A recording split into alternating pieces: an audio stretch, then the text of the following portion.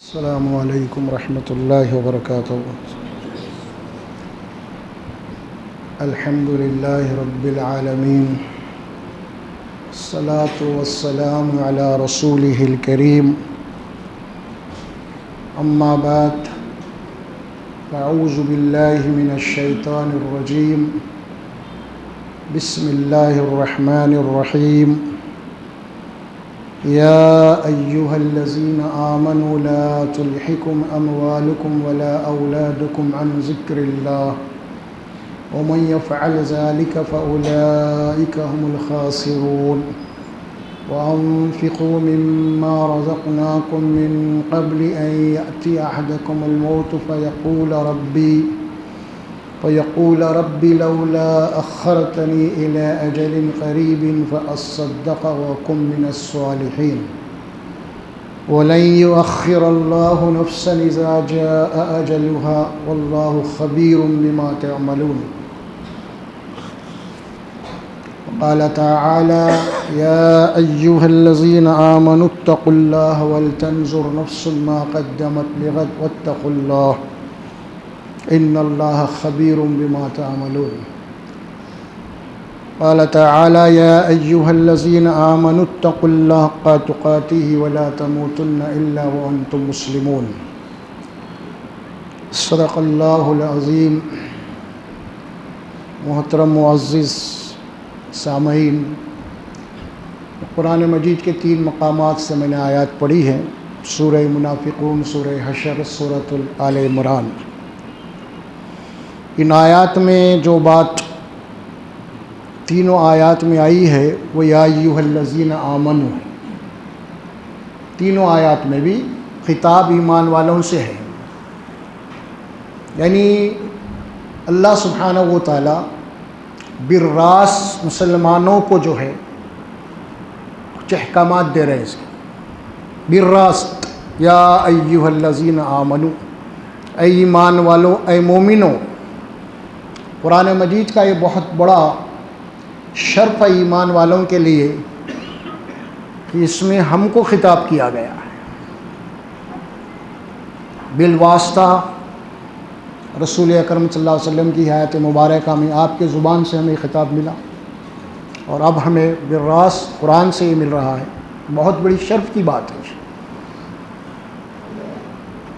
ایمان والوں کا اللہ تبارک و تعالیٰ کے پاس بہت بڑا مقام ہے،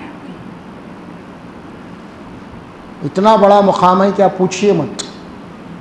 اس بات کو سمجھنے کے رسول اللہ صلی اللہ علیہ وسلم مثال دیتے ہیں حجۃ الوداع میں، پوچھتے ہیں کہ یہ کون سا مہینہ ہے؟ صحابہ نے یا رسول اللہ ذی الحجہ حرمت والا مہینہ ہے۔ پوچھتے ہیں کہ یہ کون سا شہر ہے؟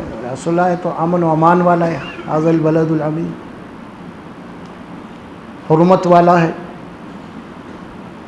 اس کے بعد آپ یہ فرماتے ہیں جس طرح اس مہینے کی حرمت ہے، جس طرح آج عرفہ کی حرمت ہے، جس طرح کعبۃ اللہ کی حرمت ہے، اسی طرح ایک مومن کی حرمت ہے۔ اتنی بڑی بات، ایمان والوں کا جو مقام اللہ کے نزدیک ہے، وہ بہت بڑا مقام ہے، یہ بہت بڑا شرف ہے۔ جہاں بھی قرآن میں آتا ہے یا ایھا الذین آمنو، اے مومنو، اے ایمان والو۔ اب اس کے بعد بات کیا کہی جا رہی ہے، بڑی غور طلب ہے، بہت غور طلب ہے۔ انسانوں کی زندگی کا سب سے بڑا مسئلہ کیا ہے؟ ہر انسان کے پاس کچھ مسائل ہیں، میرے پاس کچھ بڑا مسئلہ، آپ کے پاس مختلف ہوتے ہیں اس کے مسائل۔ لیکن اللہ سبحانہ و تعالیٰ انسانوں کا سب سے بڑا جو مسئلہ فرمایا ہے وہ کیا ہے؟ موت کے بعد کی زندگی۔ یہ فرمایا کہ اما یتساءلون عن النبأ العظیم، یہ لوگ اس خبر کے متعلق پوچھیں جو بہت بڑی خبر ہے، قیامت، موت کے بعد کی زندگی کی۔ نبأ العظیم الذی ھم فیہ مختلفون، جس میں آپس میں اختلاف کر رہے ہیں لوگ، مختلف ان کے خیالات ہیں موت کے بعد کی زندگی کے متعلق۔ اس زندگی کے متعلق اللہ فرماتا سب سے بڑا مسئلہ اگر کوئی ہے وہ ہے موت کے بعد کی زندگی کا مسئلہ۔ کیوں؟ ماں باقی کے سارے مسائل آپ کو حل ہو سکتے ہیں دنیا میں، کوئی مسئلہ ایسا نہیں جو حل نہیں ہو سکتا۔ آج ہم پریشان ہیں، پریشانی حل ہو جائے گی، یا کوئی لاس کوئی نقصان ہوا تو ریکور کر سکتے ہیں، کیا بھائی ہو سکتا ہے، لیکن مرنے کے بعد انسان دوبارہ واپس نہیں آ سکتا۔ یہ ہے اصل میں سب سے بڑی خبر اللہ کی، کیونکہ تم کو زندگی ایک مرتبہ ملی ہے، صرف بار بار یہ زندگی ملنے والی نہیں ہے۔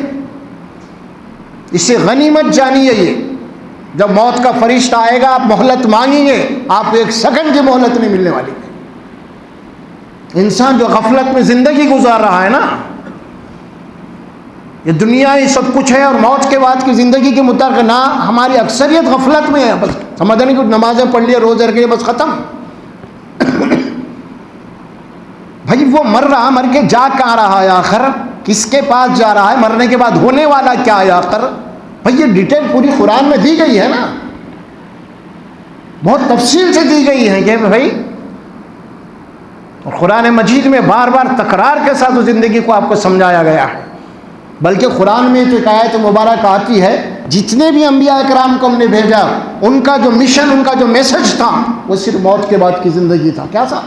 قرآن میں ایک آیت ہے جس میں فرماتے ہیں اللہ سبحانہ و تعالیٰ، اِنَّا أَخْلَصْنَاهُمْ بِخَالِصَةِ ذِكْرِ الدَّارِ، تمام انبیاء اکرام کو ہم نے اس کام کے لیے مخصوص کر لیا تھا، موت کے بعد کی زندگی کے لیے۔ ان کا مشن جو موت کے بعد کی زندگی کا تھا، دیکھو تمہیں مرنا ہے ایک دن، یہ زندگی تمہاری ختم ہونے والی ہے، یہ دنیا، یہاں کی زیبائشیں، آرائشیں، جو کچھ ہے تمہارا تخت و تاج، تمہاری دولت، یہ سب آنند فانند میں ختم ہو جائے گی تمہارے لیے، اور تم کو اللہ کے سامنے حاضر ہونا حساب اور کتاب کے لیے۔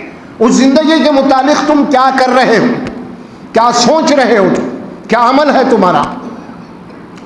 انبیاء اکرام خاص طور پہ خالص ان کا مشن یہی تھا، موت کے بعد کی زندگی، مرنے کے بعد کی زندگی۔